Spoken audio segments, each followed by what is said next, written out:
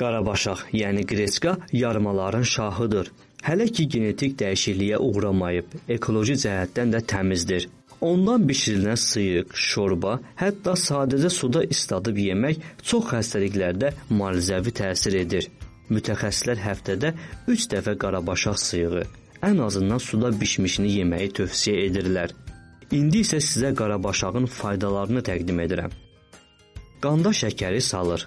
Qarabaşaq çox aşağı qlikemik indeksə malikdir və şəkər xəstələri üçün əvəzsizdir.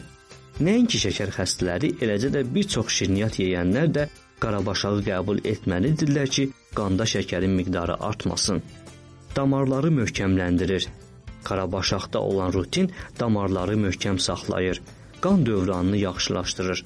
Ona görə də qarabaşağı əməliyyat keçirmiş xəstələrə, hamilə qadınlara tövsiyə edirlər. Qanda xolesterininin səviyyəsini də azaldır. Həzmi normallaşdırır. Tərkibində olan zülal və nişasta qəbizlikdən xilas edir. Nikotin turşusu metabolizmi normallaşdırır. Piy, yağ və karbohidrat sintezini sürətləndirir. Bağırsaq xərçənginə qarşıdır. Qarabaşaq bağırsaqları sağlam saxlayır. Onları təmizləyir, toksinləşməyə imkan vermir. Dəri, saçlar və dırnaqları möhkəmləndirir. Tərkibindəki sink,